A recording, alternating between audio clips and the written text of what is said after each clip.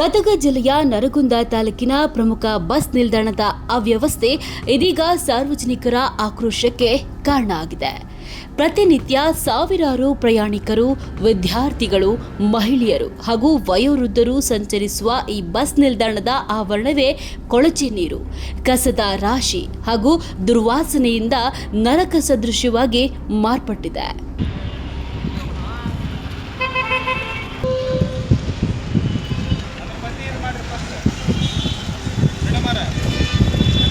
ಮಳೆ ನೀರು ಹಾಗೂ ಕೊಳಚೆ ನೀರು ಹಲವು ದಿನಗಳಿಂದ ಆವರಣದಲ್ಲಿ ನಿಂತಿರುವ ಪರಿಣಾಮ ದುರ್ವಾಸನೆ ಹರಡ್ತಾ ಇದ್ದು ಸೊಳ್ಳೆಗಳ ಉತ್ಪತ್ತಿಗೂ ಕಾರಣ ಆಗಿದೆ. ಇದರಿಂದ ಡೆಂಗ್ಯೂ, ಮಲೇರಿಯಾ ಸೇರಿದಂತೆ ವಿವಿಧ ಸಾಂಕ್ರಾಮಿಕ ರೋಗಗಳ ಭೀತಿ ಸಾರ್ವಜನಿಕರನ್ನ ಕಾಡ್ತಾ ಇದೆ.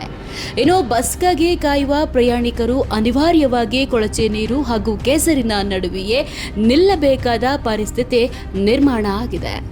ಇದರ ಜೊತೆಗೆ ಬಸ್ ನಿಲ್ದಾಣದ ಮುಂಭಾಗ ಹಾಗೂ ಆವರಣದ ವಿವಿಧೆಡೆ ಕಸದ ರಾಶಿಗಳು ಕಂಡು ಬರ್ತಾ ಇದ್ದು ಸ್ವಚ್ಛತೆಯ ಕೊರತೆ ಎದ್ದು ಕಾಣ್ತಾ ಇದೆ.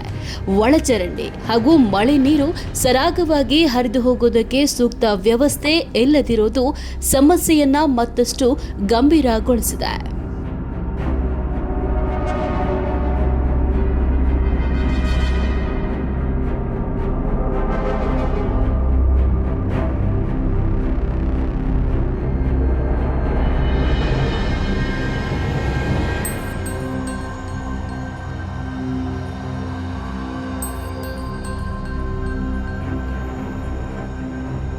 ಇನ್ನು ಇಷ್ಟಕ್ಕೆ ಸಮಸ್ಯೆ ಮುಗಿಯೋದಿಲ್ಲ.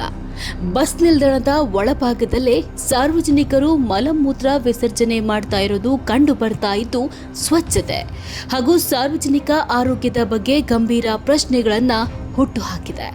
ಪ್ರಯಾಣಿಕರು ಬಳಸಬೇಕಾದ ಸಾರ್ವಜನಿಕ ಸ್ಥಳವೇ ಈ ರೀತಿಯಲ್ಲಿ ಅಸ್ವಚ್ಛ ಆಗ್ತಾ ಇರೋದು ಸಂಬಂಧಪಟ್ಟವರ ಜವಾಬ್ದಾರಿಯ ಬಗ್ಗೆ ಪ್ರಶ್ನೆ ಮೂಡುವಂತೆ ಮಾಡಿದೆ.